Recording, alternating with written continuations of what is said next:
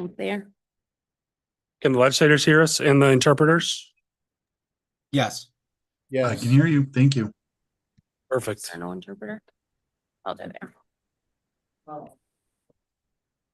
Okay, the September 9th, 2025 meeting of the Monroe County Legislature will now come to order.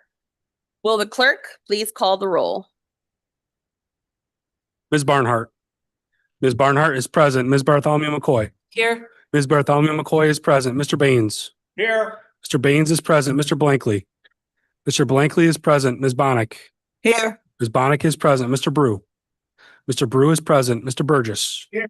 Mr. Burgess is present. Mr. Chardy. Mr. Chardy is present. Mr. Colby. Here. Mr. Colby is present. Mr. Cruz. Presente. Cruz is present. Ms. Delvecchio Hoffman. Ms. Delvecchio Hoffman is present. Mrs. DiFlorio. Mrs. DiFlorio is present. Mr. Dondorfer. Mr. Frazier. Here. Mr. Frazier is present. Ms. Hasman. Ms. Hasman is present. Ms. Hughes-Smith. Ms. Hughes-Smith is present. Mr. Johns. Mr. Johns is present. Mr. Keller. Mr. Keller is present. Mr. Long. Mr. Long is present. Mr. Maffucci. Here. Mr. Maffucci is present. Mr. McCabe. Mr. McCabe is present. Ms. McIntyre. Ms. McIntyre is present. Mr. Milne. Mr. Milne is excused. Mr. Morris. Here. Mr. Morris is present. President Roman. Here. President Roman is present. Mr. Sinclair. Here. Mr. Sinclair is present. Ms. Smith. Ms. Smith is present. Ms. Vasquez Simmons. Here. Ms. Vasquez Simmons is present. Mr. Udelson. Mr. Udelson is present. Thank you. Please stay seated. I'd like to welcome Father Lance Gagno of St. Kateri Parish, who has been invited by Legislator Long to lead us in a moment of prayer. Thank you and welcome. Well, thank you, everyone. Happy to lead in an opening prayer. Almighty God, we ask your blessings and gratitude for this beautiful day in September as we gather. We ask your special blessings upon this legislative body. Certainly grant them the gifts of wisdom and of insight and of discussion, which benefits the community of which is served here in Monroe County. Bless all the people that we serve, and certainly bless those that are in need or marginalized. Allow all of us to be witnesses of hope and messengers of grace. We ask your blessings upon all our elected officials and all the challenges that they face, and blessings upon all those who work for public safety and all the challenges and dangers that they face each day. We ask you to bless our families in gratitude for all the support that we give and that we have been given. And we ask all these things in your name. Amen. Thank you, Father Lance Gagno, for being here. Thank you, the certificate on behalf of the legislature.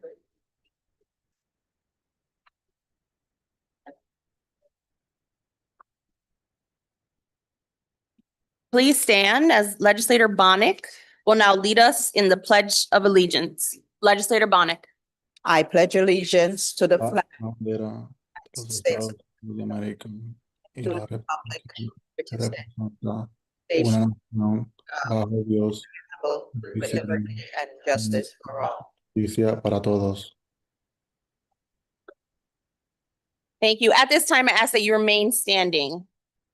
Without objection, we will take agenda item number 26 out of the regular agenda order. Agenda item number 26 is moved by Legislator Udelson and seconded by Legislator Brew, expressing regret of the Monroe County Legislature on the recent passing of Phyllis A. Miller, mother of Monroe County Legislator Tracy DiFlorio. Expressing regret of the Monroe County Legislature on the recent passing of Phyllis A. Miller, mother of Monroe County Legislator Tracy DiFlorio. Be it resolved that the Monroe County Legislature hereby expresses its deepest sympathy at the recent passing of Phyllis A. Miller, mother of Monroe County Legislator Tracy DiFlorio. And whereas Phyllis passed away on August 22nd, 2025, born to Howard and Marion Morrison, lifelong residents of the 19th Ward, she was the oldest of 3 children. And whereas Phyllis dedicated more than 35 years to teaching elementary students in the Kendall Central School District, where she guided and inspired countless young minds. instilling in them perseverance, kindness, and curiosity, and leaving an indelible mark on the lives of her students and their families. And whereas, in addition to her career as an educator, Phyllis gave freely of her time as a volunteer at Unity Hospital for more than 20 years, providing support, compassion, and comfort to patients and their families during some of life's most difficult moments. And whereas Phyllis embraced life with joy and energy, cherishing friendships in her longtime card club and roomie club group, enjoying many years as a member of the Lakeshore Country Club Women's Golf League, and spending afternoons on the golf course with her husband Dave, her brother Bob, and sister-in-law Cheryl. She also delighted in traveling with her husband to explore historic sites along the East Coast and treasured additional trips with her teacher friends, creating lifelong memories through her journeys. And whereas Phyllis was also celebrated for her love of reading, often sharing books with family and friends, for her renowned baking, especially her rhubarb and peach pies with her unforgettable crust, and for her leadership of an exercise group at the Parklands, which reflected her commitment to community and wellness. Whereas Phyllis was predeceased by her parents, Howard and Marion, her beloved husband David, and her cherished daughter Lori Zorn, and is survived by her loving daughter Tracy and Dan DiFlorio, her treasured grandchildren Nicholas, Michael, and Lorelei, her siblings Bob and Cheryl Morrison, and Patty and Ted Kachmar, and many more family members and friends who will forever hold her memory in their hearts. And whereas Phyllis Miller will be remembered as a gifted teacher, tireless volunteer, loving mother and grandmother, and a woman whose kindness, loyalty, and dedication touched the lives of all who knew her. Be it resolved that the Clerk of the Legislature is hereby requested to forward a copy of this resolution to the bereaved family. This resolution was adopted unanimously, with each legislator rising in his or her place for a moment of silence.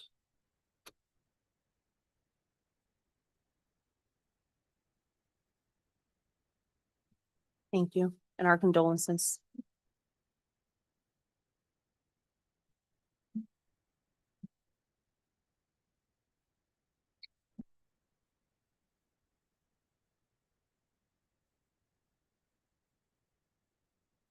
We'll now move on to the approval of journal. Your copies of day A, August 12th, is available through Novus Agenda. Without exception, this journal will stand approved as submitted. Legislators, the referrals submitted to the legislature for the next committee cycle are available on Novus Agenda as well as online. I'd like to take a point of privilege to make an announcement. Would love to congratulate our clerk, David Clark, for making 15 years of service to Monroe County Legislature. Oh, Glenn. I mean, you've been. I'll say that again. I gave you the last name Clerk. My apologies for as long as you've been here. David Grant, for 15 years of service to the legislature. So thank you. All right. Yeah, Dave, the right one. Thank you. And Mr. Clerk. Yeah. There are several proclamations scheduled this evening. Would Jeff Baker please come forward? Also, President Yversha Román and legislators Tracy DiFlorio and Robert Colby.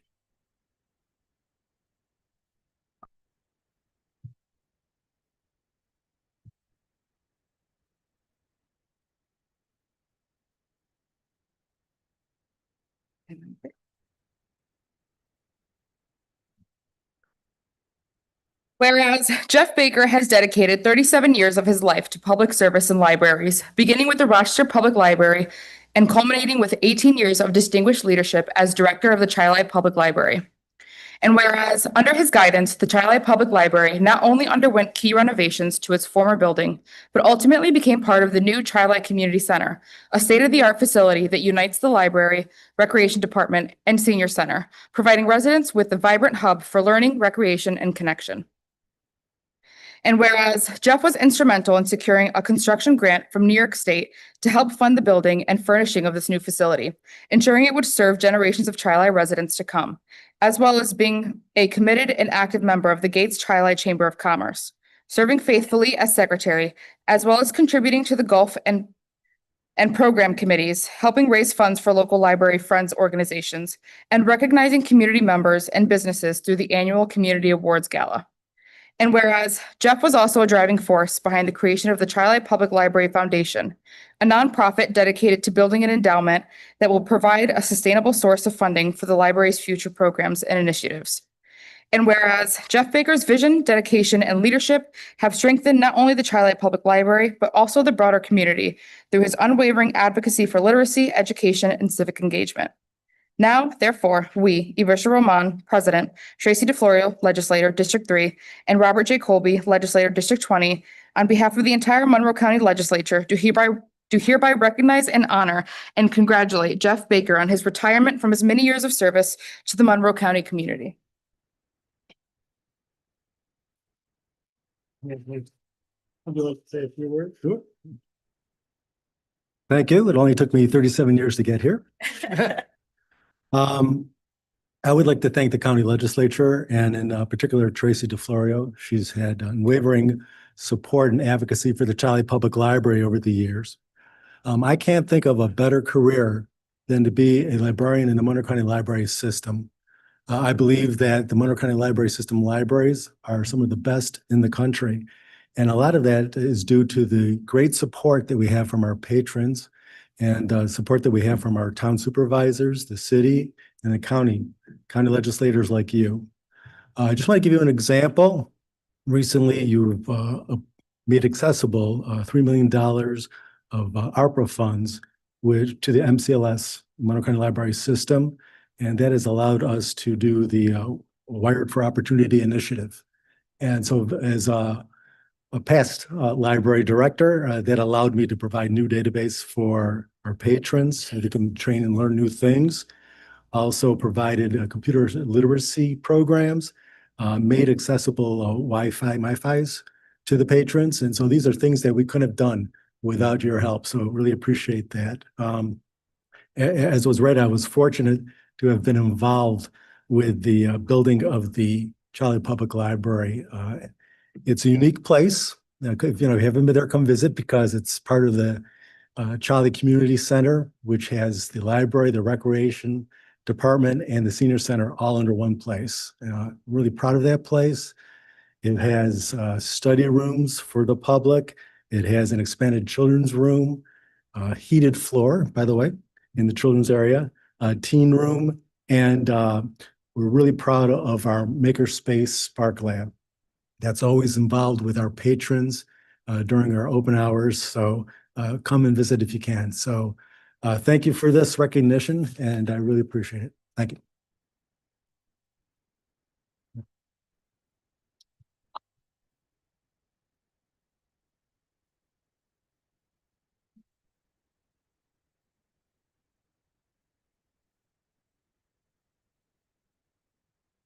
Would members of the cancer support community at Gilda's Club please come forward? Also, President Yversha Román and Legislator Linda Hasman.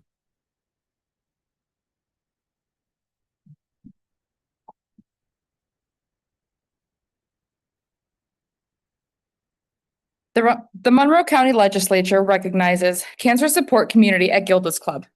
Whereas it is the sense of this legislature to honor and celebrate the people and organizations which make Monroe County a better place to live.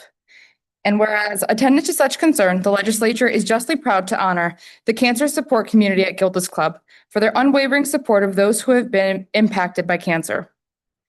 And whereas for decades, cancer support community at Gilda's Club has been offering services and support for people with cancer, their families, and their friends. They offer a personal approach, believing strong emotional and social support is critical to fighting cancer. And whereas Gilda's Club offers a series of programs from health and wellness to expressive art and creative expression aimed to restore, support, and teach those impacted by cancer. Acknowledging the importance of having a safe and supportive community, Gilda's Club also offers a series of support groups where members can share coping strategies, connect with individuals, and express thoughts and feelings openly with other families and individuals diagnosed with cancer. And whereas, in addition to the support offered to those living with cancer, Cancer Support Community at Gilda's Club began providing cancer outreach and advocacy services to our communities, particularly particularly focusing on local communities of color in order to address health disparities which exist in our society. And whereas dedicated to wellness, Cancer Support Community at Gilda's Club works tirelessly to provide a safe, welcoming space for those touched by cancer and allow them to feel they are not alone, reminding all our community are stronger than cancer. Now, therefore, let it be known that we, Yversha Román, President, Linda Hasman, Legislator, District 23, do hereby honor the Cancer Support Community on this 9th day of September 2025.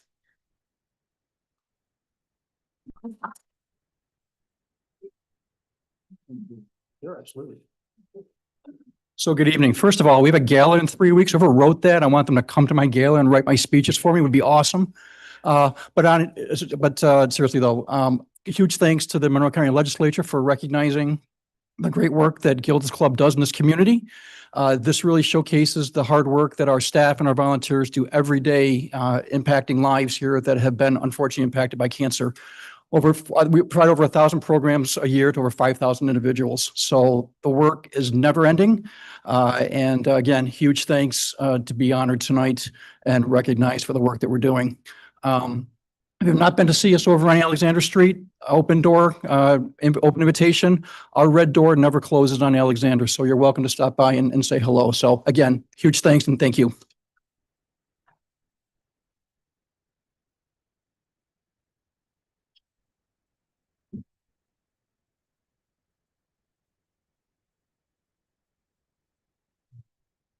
Would members of the Sheriff's Department please come forward? Also, President Yversha Román, Legislators Michael Udelson, Steve Brew, and County Executive Adam J. Bello.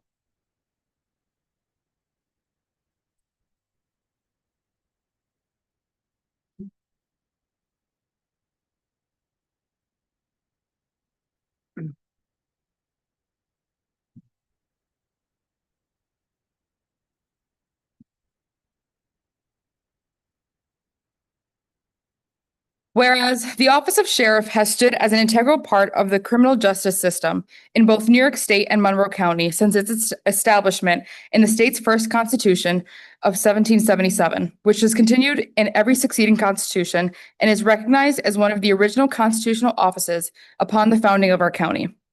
And whereas throughout its long and distinguished history, the Office of Sheriff has adapted to changes in function, status, and powers while maintaining a continuous presence, preserving its unique heritage, and remaining an essential pillar of the criminal justice system in our community. Today, the Office of Sheriff has evolved into a modern, professional, full-service law enforcement and corrections agency, staffed by highly trained deputies and correctional officers, utilizing state-of-the-art technology and applying the most advanced practices in law enforcement and corrections. And whereas the duties of the sheriff extend far beyond the traditional role of keeper of the peace, encompassing the supervision of county jails, providing courtroom security, dispatching emergency services, serving civil process for our courts, and engaging in many other vital areas of public service. As a constitutionally established office directly accountable to the people, the Sheriff's Office remains, even today, responsive, transparent, and dedicated to the community it serves. And whereas it is both fitting and proper to celebrate the enduring historical contributions of the Office of Sheriff and to honor the essential role that Sheriff Todd Baxter and the members of the Monroe County Sheriff's Office play in protecting public safety and strengthening our justice system. Now, therefore, we, Monroe County Executive Adam J. Bello, Monroe County Legislature President Yversha Román, Majority Leader Michael Udelson, Republican Leader Steve Brew, and the members of the Monroe County Legislature do hereby proclaim September 14th through 20th, 2025 to be Sheriff's Week.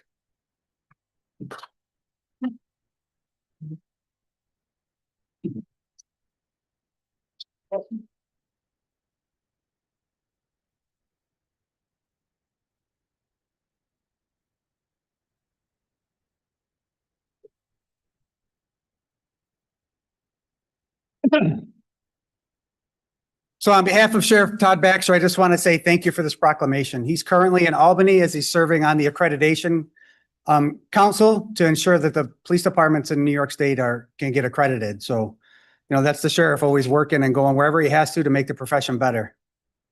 I'd like to thank Adam Bello, President Román, Legislator Udelson, Legislator Brew, and all those in the legislature for the constant support that the sheriff's office gets. You know, one of the things that's unique about the sheriff's office and much different than the rest of law enforcement is we do have so many different bureaus. You mentioned that we have a jail bureau where we take care of those that are incarcerated, and a court bureau, and now a jail and court bureau that you see around you every legislator meeting when they're here to provide safety at the legislator meetings. Our deputies are there all the time, right? 24 hours a day, 7 days a week. When you call 911, a deputy's going to show up. The work that they do under the conditions that they do it is just incredible. The men and women of the Monroe County Sheriff's Office do a tremendous job every day. Whether it's saving a life, dealing with the robbery, delivering a baby, whatever it may be that comes their way that day, they're there to do it. You know, Sheriff's Week is next week. It's separate from Police Week. They do it in September every week to honor the Sheriff's Office because they are different. He is the only law enforcement professional that is elected, where he's actually answerable directly to the people and not through a separate politician. So every 4 years he's elected, and that's, you know, based on the Constitution, and it's based to make sure that the head law enforcement in the county is accountable to those people that we are here to protect and serve. We don't want to go through Sheriff's Week and not remember all those that have died while performing this duty. You know, you come to work and you never know what's going to happen that day. Since I've been on the job, I've had 2 close friends that have been murdered while working. And yet our deputies come here all the time to do this job. When you see a deputy this coming week, I encourage all of you to just thank them.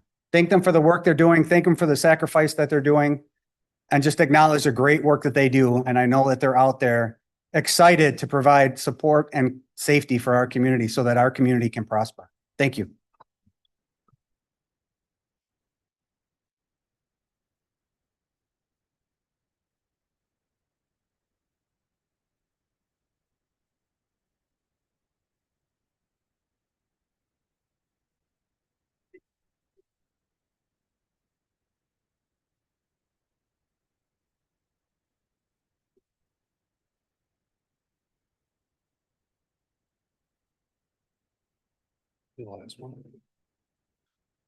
Would Thera Blasio and Raquel Singletary please come forward? Also, President Yversha Román, legislators Michael Udelson, Steve Brew, and County Executive Adam J. Bello.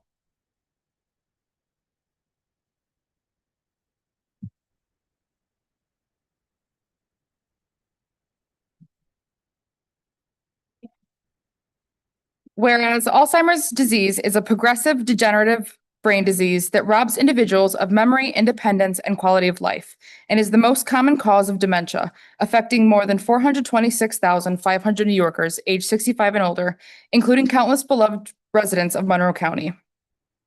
And whereas World Alzheimer's Day, observed each year on September 21st, serves as an important opportunity to raise awareness, reduce stigma, and honor the courage of individuals living with Alzheimer's disease and other dementias, as well as the families and caregivers who walk alongside them on this difficult journey.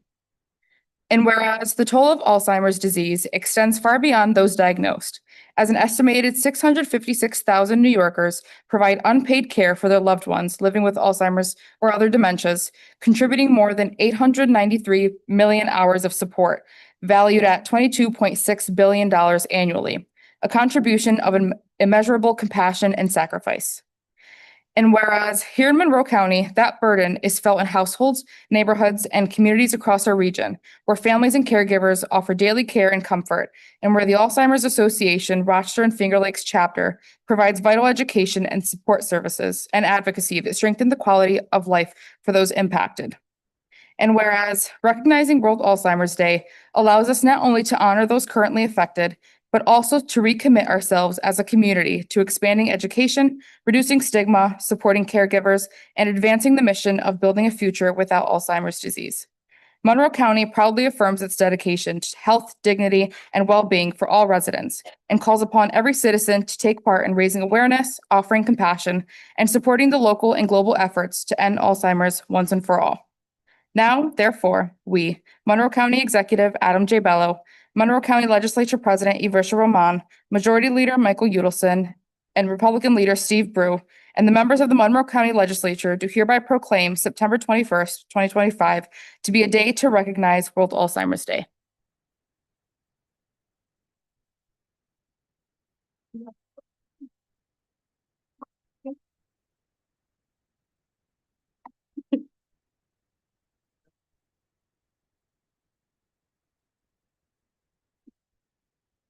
Over 7 million Americans are living with Alzheimer's. By 2050, this number is projected to rise to nearly 13 million. And as you just heard, in New York State alone, there are 426,500 people over age 65 living with Alzheimer's. Nearly 12 million Americans provide unpaid care for a family member or friend with dementia. And more than 55 million people across the world are affected by this terrible disease. World Alzheimer's Day, September 21st, is a global effort to raise awareness and challenge stigma. On behalf of the Alzheimer's Association's Rochester and Finger Lakes chapter, I would like to thank the Monroe County Legislature for this important proclamation and raising your voices in support. To quote filmmaker Scott Kirschenbaum, though those with Alzheimer's might forget us, we as a society must remember them. Thank you.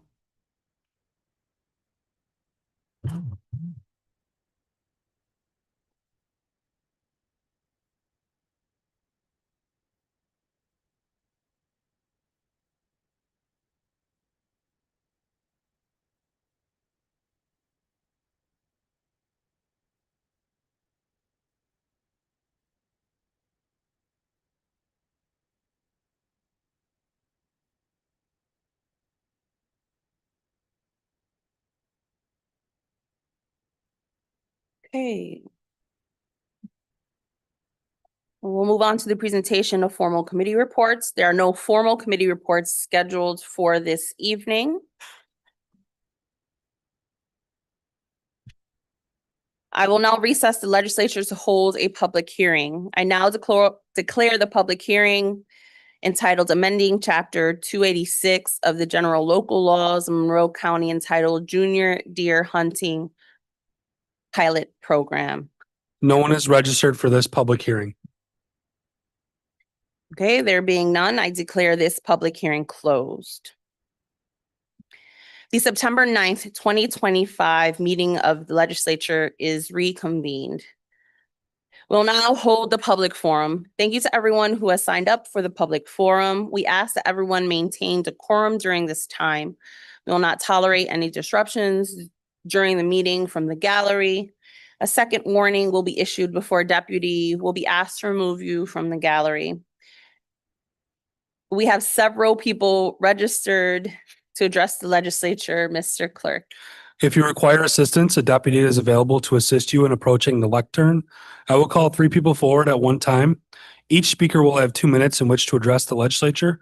Please do not bring up any signs or props. Do not single out any legislators. And please conclude when the buzzer sounds, and thank you for your cooperation.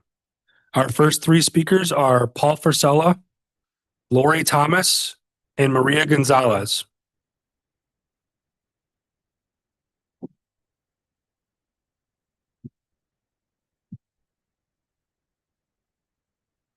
Artificial intelligence, although beneficial, often has risks. The most serious risk is becoming too dependent on it. Already, we are too dependent on other forms of technology, such as phones and computers. Time is the greatest resource we have. Don't waste time becoming addicted and dependent on phones and computers. The same goes for artificial intelligence. We must not be dependent or addicted to it. Most forms of artificial intelligence are machines that are not as smart as a human. But as time goes on, if we are not careful, some of these machines of artificial intelligence nature may have the power to think and be aggressive. Such a mechanical creature must be kept from being a nuisance by people especially equipped to look out for this. Artificial intelligence should be continually monitored to keep it from becoming a hazard. Thank you.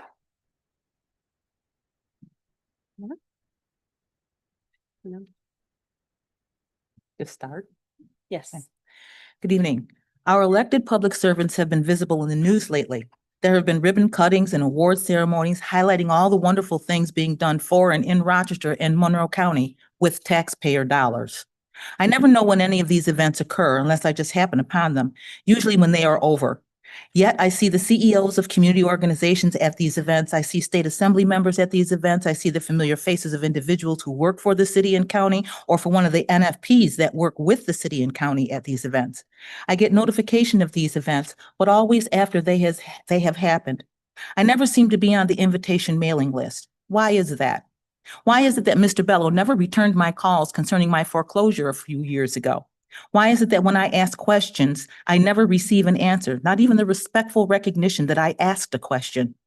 That is, however, how you treat someone for whom you have no respect.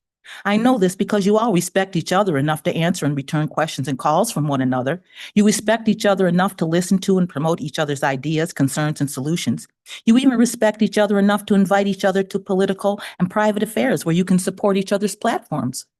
I am a taxpayer, and like so many taxpayers, we are ignored, shut out, put through metal detectors, and given only 2 minutes to express our concerns. You control our tax dollars and our voice, and we're becoming more frustrated and growing stronger. We, the people, are beginning to see the corruption that controls funding. We, the people, are coming out of the fog of ignorance and taking our rightful place, not as politicians, but as citizens who care about our community, our city, our county, and our state. The days of quiet complacency are coming to an end. Integrity, humanity, respect for everyone are becoming important. There's time to change your direction and understand that you are no longer in charge, but are in check. And a new narrative is emerging. We, the people, are the government. You are public servants, and life is a choice. God bless you. Thank you. Hi, my name is Maria Gonzalez. I'm here and I'm going to let you know who I am because I've been coming here and I don't let you know who I am. I got here to Rochester in 1982. I had a bad experience. My first granddaughter was murdered by the father. She was only a week old, okay? So I got involved in crime, violence, drug addiction, and about bullying for youth. And I decided to go more. So I got into United Way leadership. So I graduated from there. Now I got my experience from ASAC, KSAC, as a mental and hygiene and everything for bullying and kids.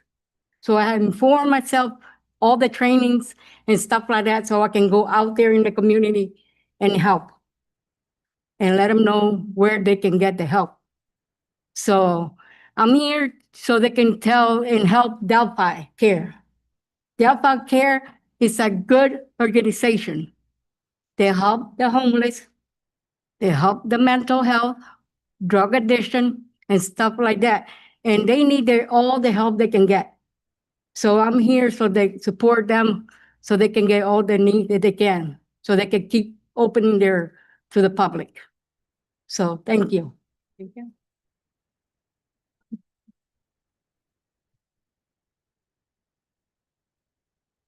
Our next three speakers are Charles Johnson, Shaza Frey, and Francisco Urbina.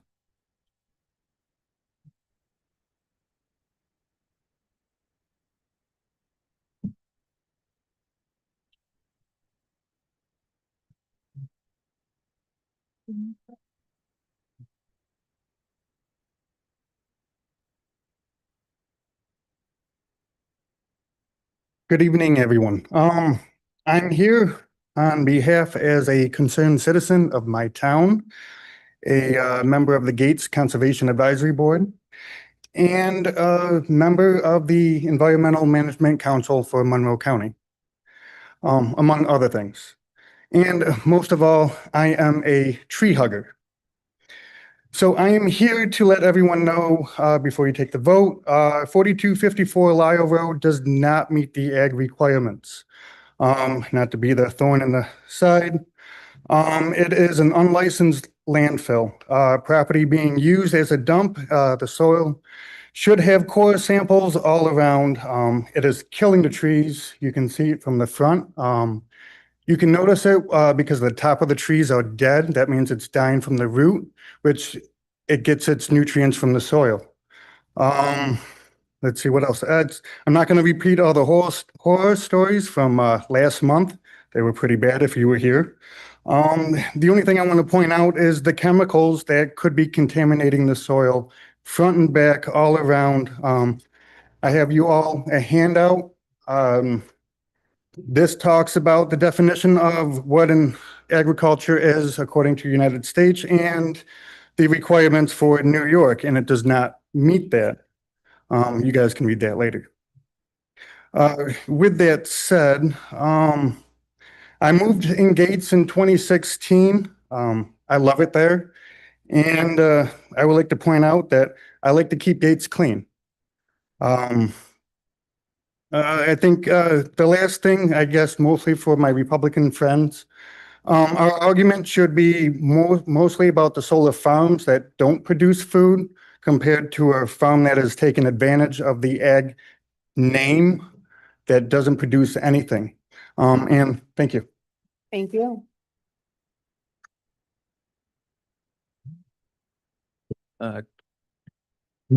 Good evening, everyone. My name is Francisco Urbina, and I speak today as a homeowner, resident, and business owner at 51 Thomas Avenue. I stand in strong opposition to the proposed changes to Thomas Avenue.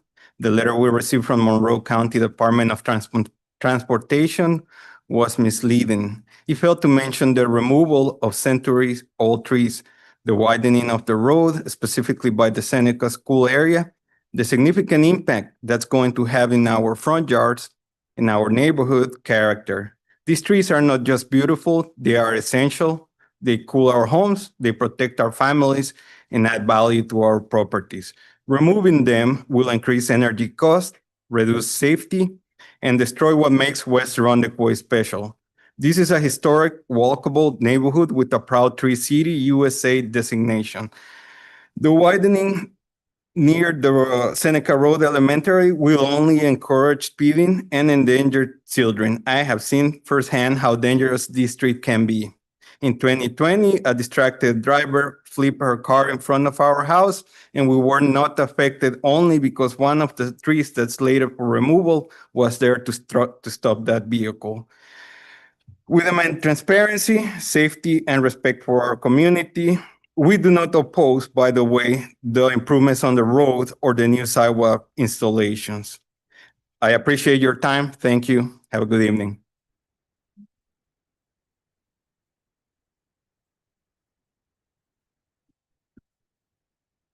Our next three speakers are Andrea Porter, Kevin Lockhart, and Terrence Schnurr.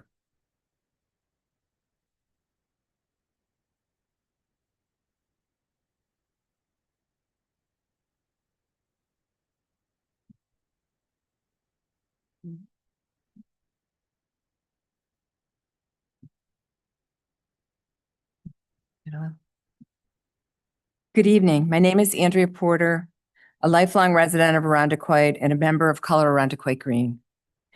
Currently, I have children and grandchildren living in the same town. I've always cared about the environment, but currently, like so many others, with much more of an intensity. We're living with the frightening and growing consequences of global warming and their effects on the lives of our children, grandchildren, and all those in our community. Our Color Irondequoit Green group is grateful that last December, our Monroe County Legislator unanimously approved the 2025 budget for the Climate Action Plan, including a $5,000 matching grant for school districts wishing to implement new initiatives to divert food waste from landfills. I'm pleased to say my 10-year-old granddaughter is a member of a green team at Rogers School, a receiver of one of these grants for this school year. We're also grateful for the funds to continue progress on climate action initiatives, including a newly hired position of a sustainability engineer to work on the implementation of the climate action plan. This is a move forward towards our ask to continue investing in staffing for an effective and efficient rollout of our county's thoughtful, detailed plans. I left petitions at home that were signed by members of our Color Irondequoit Green group regarding capping the Gloria Drive landfill in Penfield. We are grateful to hear that the county just approved a study of the methane release from this landfill, and then we'll decide on best ways to cap it. Thank you for this.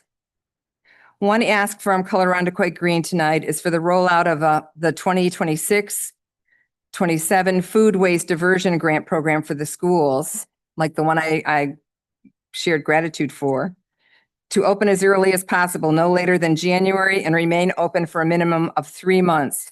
This takes into account the constraints of school district budget calendars and the effort needed to convene appropriate stakeholders and decision makers to move a project like this forward. Ma'am, please wrap up. Okay. There you go. Thank you.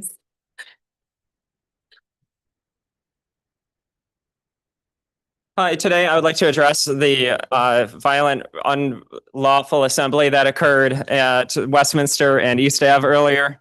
I'm going to play a couple seconds of this uploaded from the legislature.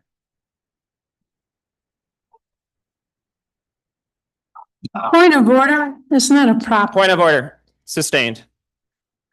It is a prop. Thank you for understanding. That was shared by a county legislator, and it shows the psychotic, lunatic fringe of the political extremists and acolytes of Metro Justice. They went to this event to disrupt a procedure by federal American agents. They slashed the tires of the Border Patrol agents. It was an absolute chaotic scene. And this is something that we have to be very, very careful of as legislators, all of you as legislators, because we should have absolutely zero tolerance for political violence. And when we validate these types of events that ultimately end with masked criminals and thugs slashing Border Patrol vehicles' tires, it is very, very concerning. I myself have been subject to political violence in the streets by the folks who show up to the events, whether they travel in or whether they're part of the local extremist groups, who knows. But the bottom line is that that's something we should absolutely altogether have a zero tolerance policy for. I don't like to see all this the mumbo jumbo coming from the legislature, coming from any of the legislators or the administrators. And if it were up to me, I would have had it all resolved, because when I heard that it was happening, I called 911 and I called the troopers, and then I was going to try to call the sheriffs. And the bottom line is that RPD has been directed not to respond to these incidents. So we have American agents being accosted. And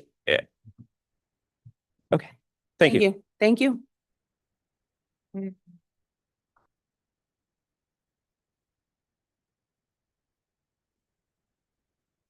Good evening. I had been looking forward to talking to you tonight about my pet topic, redistricting, but then yesterday happened. Our county executive, who has been conspicuously silent for more than 16 months about the gross misconduct of his former boss, wasted no time in filing a misconduct complaint against a judge who has made a few decisions he disagrees with. I know Judge Lopez only by reputation. I strongly suspect there's some overlap and some stark differences in our worldview. If I had full knowledge of all the facts and relevant law in these cases, I might say the judge's decision was wrong. Even the best judges sometimes make decisions that are wrong.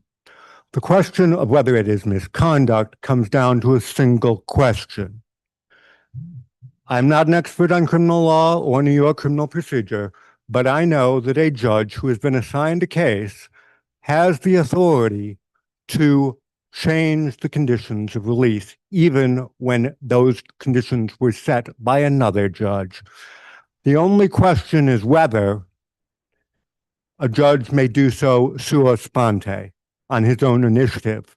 Why I believe this should be allowed is that I think it would be wrong to require a judge to keep a prisoner locked up simply because their defense attorney was unavailable or incompetent. The county executive accuses Judge Lopez of acting like a defense attorney. If that is misconduct, I could make a career out of accusing judges of acting like prosecutors. I note that no attorney has accused Judge Lopez of misconduct. Perhaps that's because, unlike randos on social media, traditional media personalities, and political science majors who are career politicians, an attorney who makes a spurious accusation of misconduct against a judge would themselves face professional discipline. Thank you and have a good night.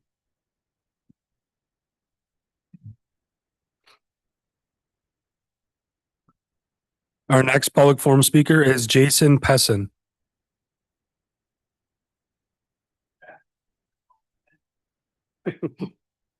Lucky you.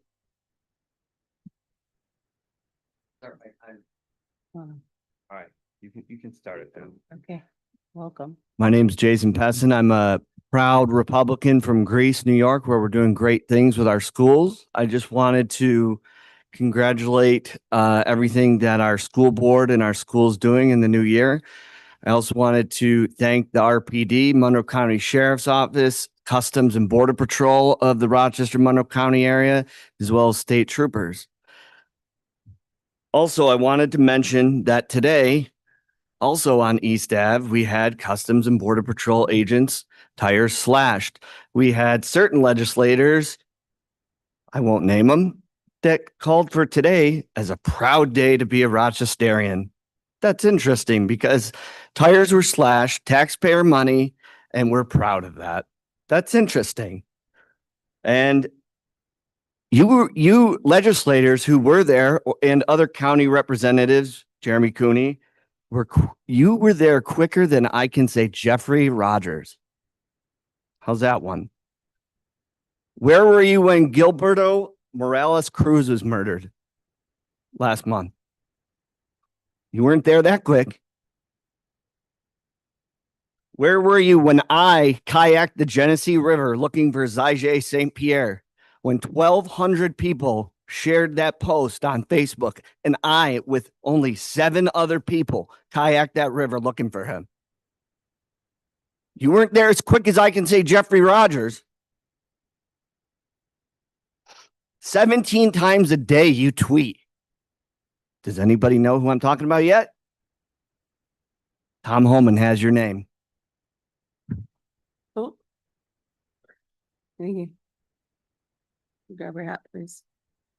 No, there you go.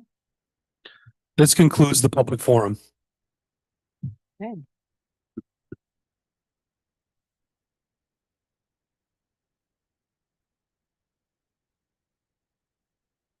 At this time, we'll recess the September 9th, 2025 meeting of the Monroe County Legislature, and we will convene the Rochester Pure Waters District of the Pure Waters Administrative Board. Mr. Clerk, please note the attendance and read the first item on the agenda. PWeb agenda item number 1, referral 25-0271, authorizing contract with Blue Heron Construction Company for general construction services for Rochester Pure Waters District, Frank E. Van Laer wastewater treatment plant aeration system improvements project. Move it. Moved by legislator Maffucci, seconded by legislator Hughes-Smith. Is there any discussion? Seeing none, all in favor? Aye. Any opposed? Item carries. We will now recess the Rochester Pure Waters District and adjourn the Pure Waters Administrative Board. I will now reconvene the September 9th, 2025 meeting of the Monroe County Legislature. And we will now proceed with the consideration of local laws. Will the clerk please read the first item on the agenda? Item number 1. President? Yes, legislator Yversha. I move that we consider the entire agenda as a whole. Or excuse me, am I too early with the local laws? Yeah, why don't we just... I move nothing at this point.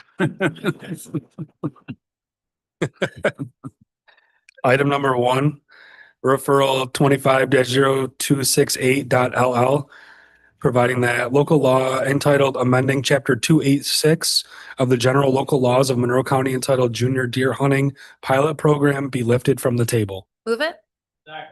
Moved by legislator Barnhart, seconded by legislator Baynes. This is to lift from the table. All in favor? Aye. Aye. Any opposed? Item carries. Next item. Item number 2, referral 25-0268.LL, providing that local law entitled amending Chapter 286 of the General Local Laws of Monroe County entitled Junior Deer Hunting Pilot Program be adopted. Move it. Second. Moved by legislator Barnhart, seconded by legislator Maffucci. Baynes. Second by legislator McCabe. Is there any discussion? Seeing none, all in favor? Aye. Aye. Any opposed? Item carries. We'll now proceed with the consideration of motions, resolutions, and notices. Will the clerk read the next item on the agenda? Legislator Udelson. Madam President, now I move that we consider the agenda as a whole, with the exception of items number 3, 4, 23, 24, and 25. Moved by legislator Udelson. Second by legislator Brew. All in favor? Aye. Aye. Any opposed? Item carries. We'll now move on to item number. Should be on item number 3, Yep. correct? Yes. Item number 3, referral 25-0202, providing that resolution entitled 8-Year Review of Monroe County Agricultural District Number 5 and District Number 6, and consolidating Monroe County District Number 6 into District Number 5, forming Monroe County Agricultural District Number 5, be lifted from the table. Move it. Moved by legislator Frazier, seconded by legislator Smith. This is to lift from the table. All in favor? Aye. Aye. Any opposed? Aye. Is it just one though? Just the one? Was that legislator Vasquez Simmons? Yes, it was. Thank you. 27-1, motion to lift from the table passes. Item carries. Next item.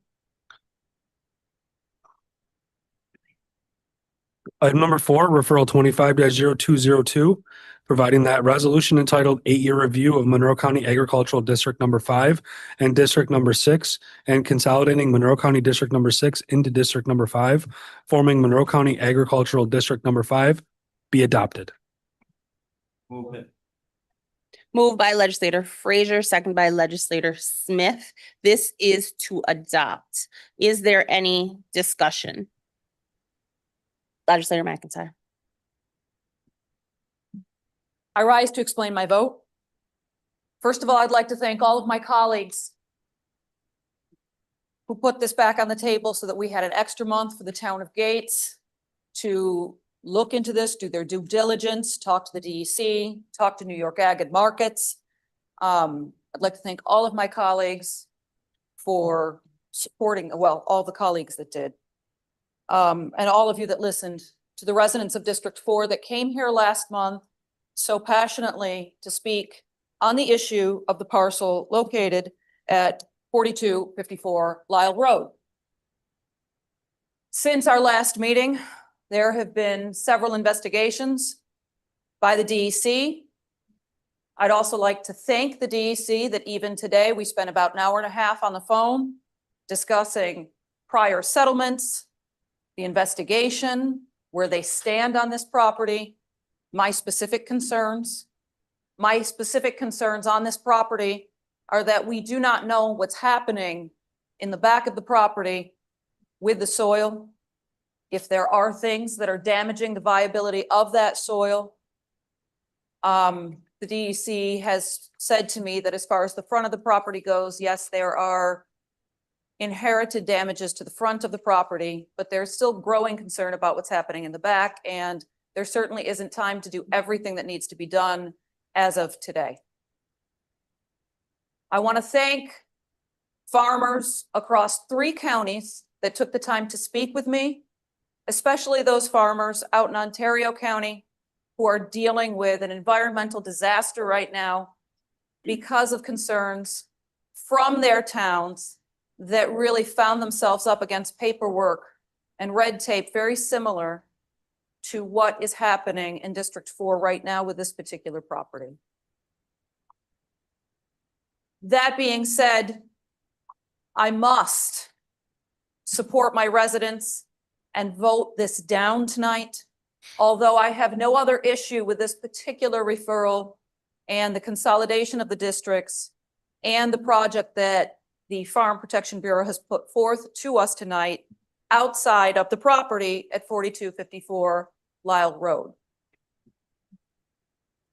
I would like to thank once again everybody that's taken an interest in this, everyone who has supported me in my investigations, the people that took the time out of their days to visit with this particular neighbor, to look at the property, to see what's happening. And with that, of course, I will be voting no. But I yield the floor tonight because obviously for the rest of the farmers in this district, this referral needs to move forward. That is why I did not vote against lifting it from the table. And I yield my vote to simply saying that I vote no this evening. Thank you very much. Thank you. Any other discussion? Legislator Bonnick. Madam Chair, I rise to explain my vote as well. But first, I want to thank my colleagues here on this side of the aisle.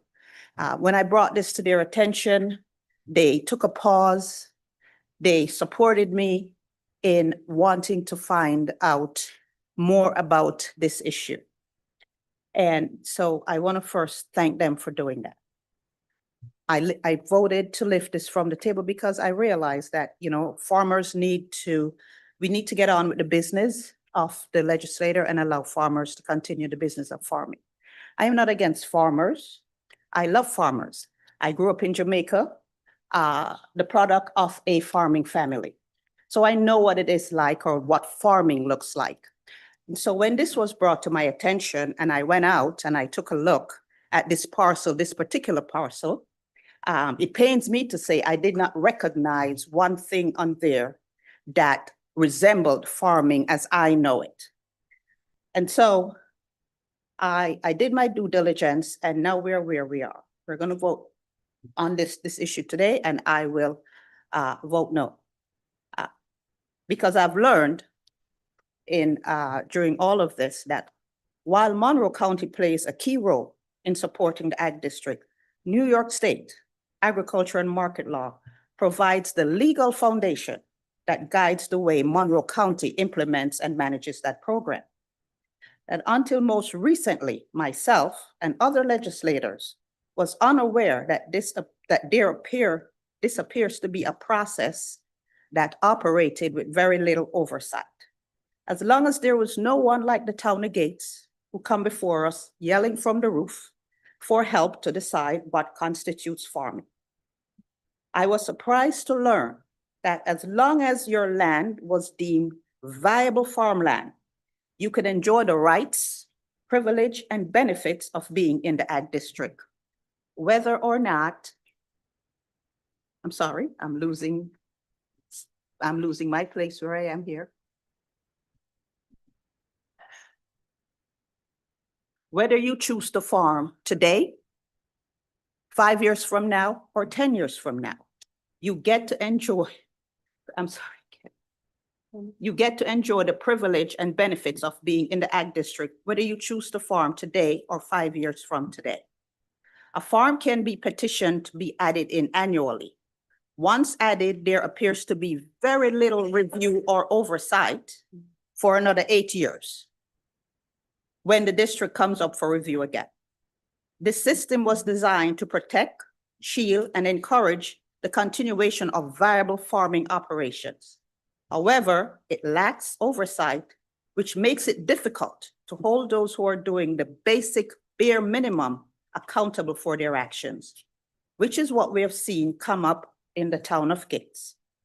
I urge my colleagues to join with me in seeking answers to the many questions that has come to light during this discussion. I'm going to yield the floor, but I'm going to vote no because, as I said, for this particular parcel in the Ag District requires some further review. And that is why I'm voting no. I yield to you, Madam Fern. Again, I want to thank my colleagues for, supporting me through this process. Thank you. Any other discussion? Okay. Seeing none, roll call vote? Mr. Udelson? Yes. Mr. Udelson votes yes. Mr. Brew? Mr. Brew votes yes. Ms. Barnhart? Yes. Ms. Barnhart votes yes. Ms. Bartholomew McCoy? Yes. Ms. Bartholomew McCoy votes yes. Mr. Baynes? Mr. Baynes votes yes. Mr. Blankley? Mr. Blankley votes yes. Ms. Bonnick? Ms. Bonnick votes no. Mr. Burgess? Yes. Mr. Burgess votes yes. Mr. Chardy?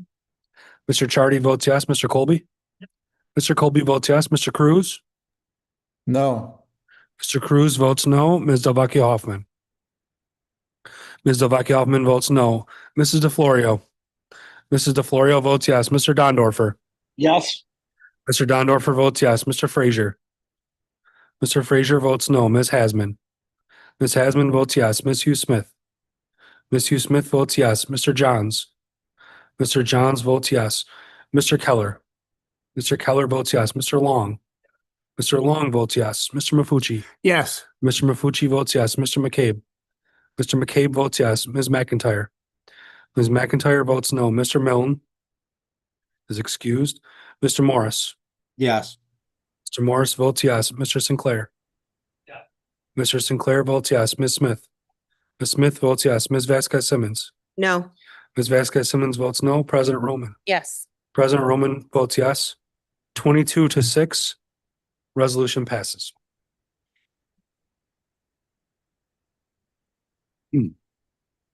Item number 23, referral 25-0297, confirming appointment to Monroe County Soil and Water Conservation Board.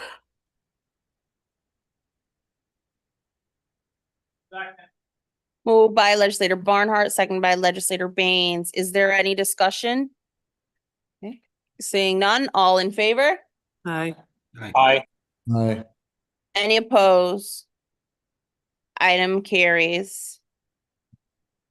Next item. Just a heads up, I messed up the agenda, so your agenda that you saw is different than what this is, I'm gonna say now. Item number 24, referral 25-0298, approving collective bargaining agreement between Monroe County Executive, Monroe County Sheriff's Office, and Monroe County Sheriff's Deputies Association. Second. Moved by legislator Long, seconded by legislator Maffucci, as well as Colby, McCabe, Keller, John, Dondorfer. McIntyre, Dondorfer, and Sinclair, Okay, and Vasquez Simmons. It's only supposed to be 4. I'm just gonna put, is there anybody that doesn't want to second it on this side? Just trying to mark everybody down. Got it.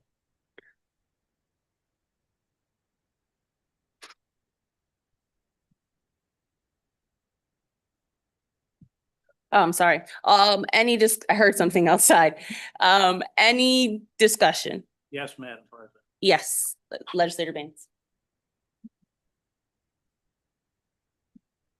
Like prior contracts that came to us as matters of urgency, I think a number of questions are appropriate to educate ourselves in the community about this contract. So I have a number of questions. The first is, in plain English, what specific members of the Sheriff's Department belong to the bargaining unit, Monroe County Deputy Sheriff's Association, Inc.? I'll turn the mic on. Through the president, it's all those that work in the jail that are deputy, sergeant, and corporal. Thank you. Through you, Madam President, how many members of this specific bargaining unit are there?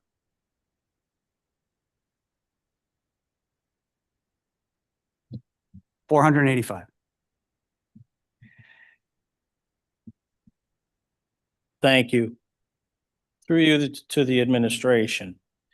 We're looking at wage increases to the schedule Can you explain how that's different from a year-over-year raise for an individual moving on schedule?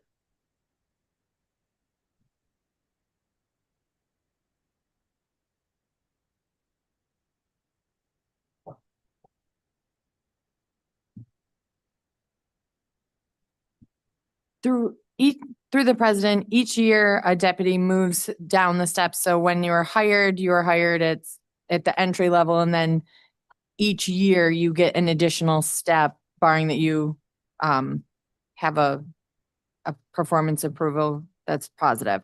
So you get the 6% annualized over the salary schedule, but each step there is also an increase among the steps as well. Correct.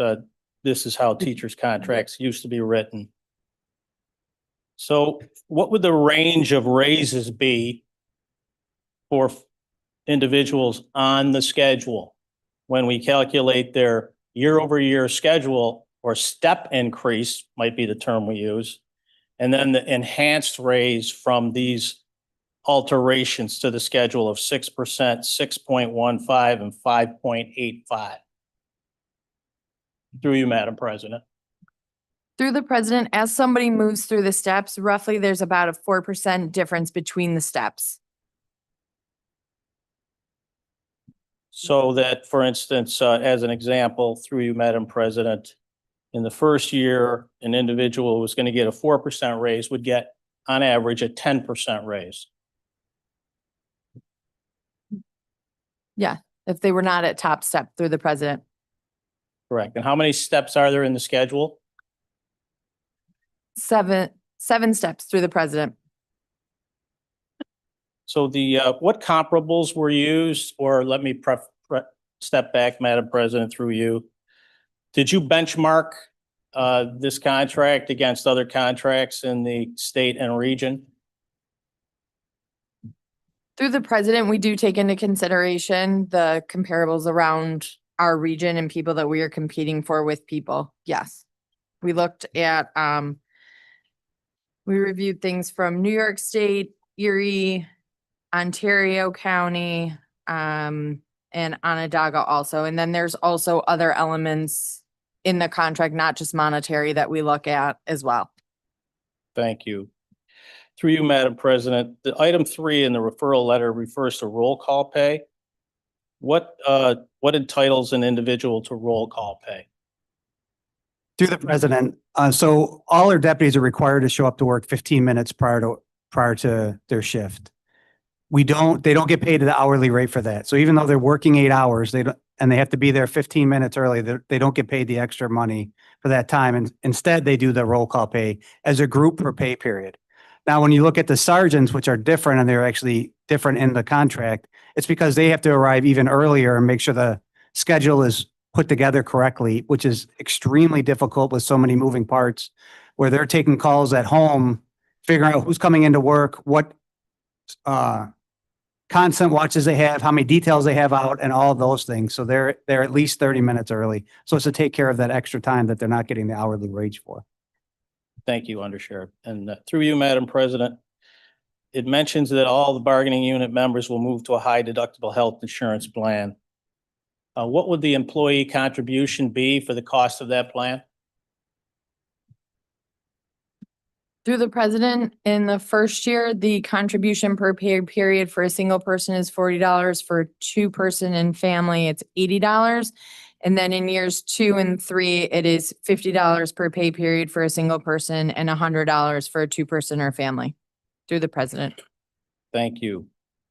Can you speak to the cost of a family high deductible plan to the county? What's our cost for that plan for, say, I don't know if the numbers are out for 2026 yet, but what would the cost be for the 2025 high deductible health insurance plan? You can either give the aggregate cost with the employee and the employer put together, or just the employer cost, please. Through you, Madam President. Through the president, we're getting that for you right now. If you just give us a moment.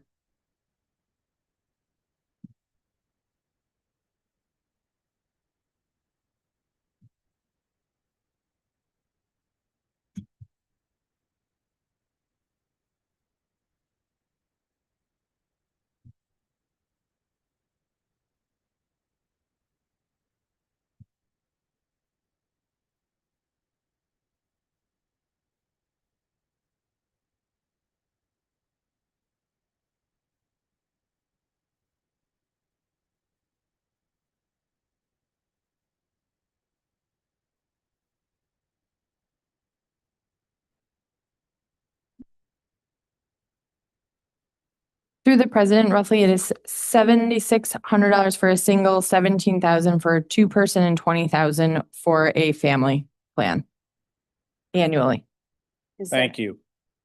So, and I appreciate that some of these numbers are estimates, because it's a moving target with the healthcare industry. And they're escalating costs, which are remarkable.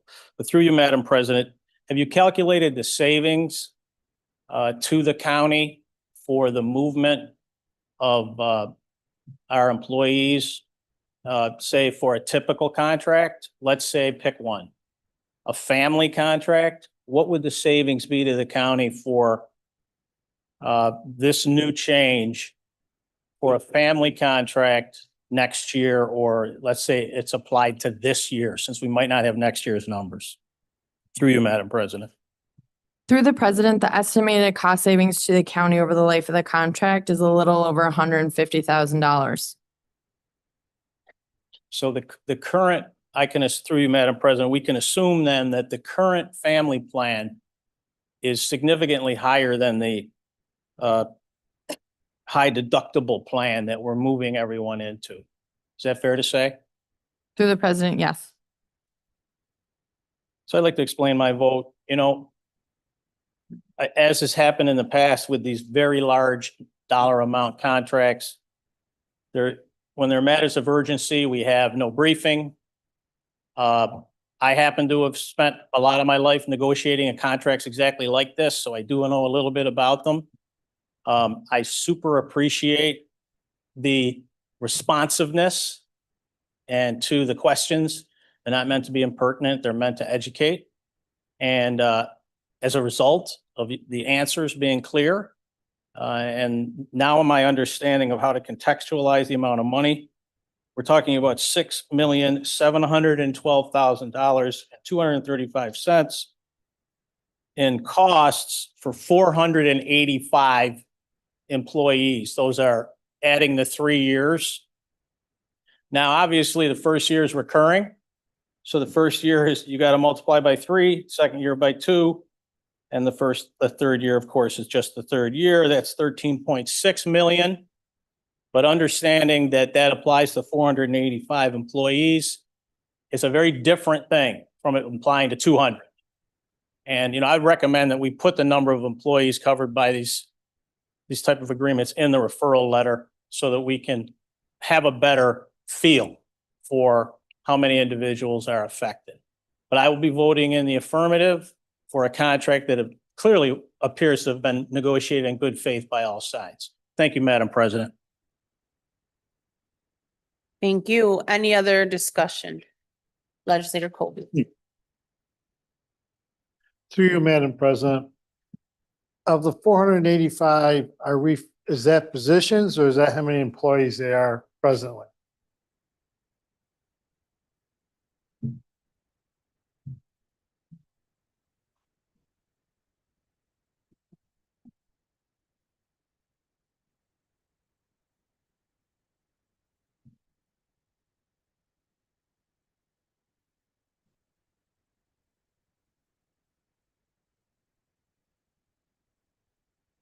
Through the president, legislator, you're asking how many positions this encompasses that are filled? I'm sorry, can you repeat it? Well, my question is, through Madam Chair, President, we have 485. Is that how many employees we have now and how many vacancies do we have? Through the president, currently, according with when I checked today in SAP, or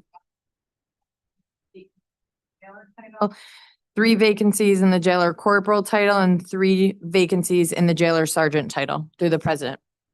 Through the president, either the sheriff's office or the administration can answer this question.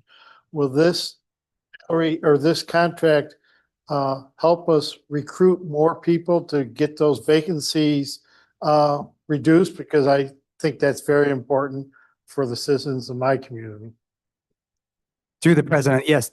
Obviously, this contract definitely helps us increase our staffing. We're also doing well by hiring some members that used to work for the state that are looking. So we are looking within the next year to have all the vacancies filled. Obviously, it's fluid and people are constantly leaving. but to really catch up that number with some good hiring at the end of this year and the beginning of next year. One final question to you, President. Since you brought up the jail deputies or the deputies, the jail people from the state that have been let go, does this salary range comparable to what they were earning when they worked for the state? Through the president, it's closer to comparable. It's still behind, but the working conditions and the environment are so much better that they're very happy when they come over. Thank you very much. Thank you. Any other discussion? Legislator McCabe. Thank you, Madam President. I just want to take a moment to thank everybody for all their hard work in this contract. Having been a public safety union guy for a long time, I understand the effort and the energy that goes into it. So I want to thank HR. I want to thank the Sheriff's Administration, the County Executive's Office for doing this, the Sheriff himself. But I truly want to thank all the members that are covered in this collective bargaining unit. They do an amazing job for the residents and citizens of this county every day. And I truly appreciate what they do from a public safety standpoint and the dedication, and they nearly don't get the recognition they deserve. So I just want to send a heartfelt thanks to them and everybody that worked on this contract. Thank you. Thank you. Any other discussion? Legislator Hughes-Smith. Thank you, Madam President. I just rise to explain my vote. My comments should be considered a commentary on our work, not a commentary on the work of the Sheriff's Department. As I've said before, I do not doubt that those who join the Sheriff's Department have done so to serve the public, and I respect that decision. There are many jobs that can contribute to public safety. However, not all of these jobs are recognized for that contribution, not even when they serve some of our most vulnerable community members, like children. So when equally dangerous and difficult jobs, ones that struggle with high vacancy and low retention rates, do not receive similar percentage increases in their contracts, I cannot in good conscience support this one. Thank you. Thank you. Any other discussion? Seeing none, all in favor? Aye. Aye. Any opposed? Opposed. Is it just the one? No, two. Legislator Legislator Bello. Hoffman and Legislator Hughes-Smith. 25-2, resolution passes. Great, thank you. Next item. Item carries. Next item. Item number 25, referral 25-0299, amending 2025 capital budget, increasing funding for a project entitled Construction of a 9/11 First Responders Memorial at Highland Park, and authorizing interfund transfer, and decreasing funding for a project entitled Buildings and Structures. Move it, Madam President. Second. Moved by Legislator Baynes, seconded by Legislator Maffucci. Is there, as well as Vasquez Simmons and McCabe and Sinclair, and McIntyre and DiFlorio. All right, and Johns. Any discussion? I do. I'm sorry, discussion, Legislator Cruz? Yes, ma'am. Yes. Through you, Madam Chair, I just have one question. I know that we have different memorials throughout the city, like the one for the veterans in Highland Park. And I've noticed in the past that there's been issues with maintenance and having the appropriate funds for maintenance. So I'm kind of wondering if there would be allocated funds for future maintenance of this memorial, which I'm all for, or would it be up to volunteers in the future to help with the upkeep of the surrounding landscape of the memorial?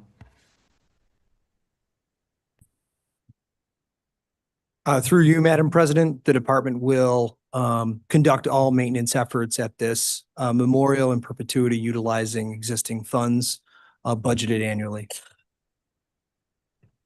Through you, Madam Chair, thank you very much. I just want to make sure that a memorial of this magnitude is always looking, the best that it could be and represents the hard work that firefighters, police officers, and first responders have made throughout the years and on that special day for our community. Thank you.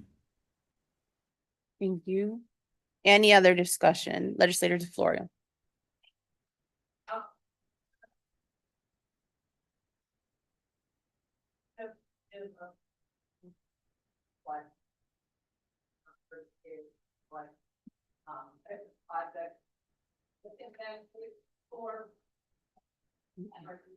Yeah. What project, this one, you applied for, and if there's any projects that fall. Able to move forward as a result of this decrease in funding. Through you, Madam President, the Buildings and Structures Capital Fund within the Parks Department is a cash capital fund, which is budgeted annually. These funds are utilized for a variety of different projects throughout the park system, be it restroom improvements, walkways, parking lots, et cetera. At this time, we do not anticipate any projects not being able to be accomplished by the movement of these funds. Okay, any other discussion? I have a question. The increased costs, what are they being attributed to?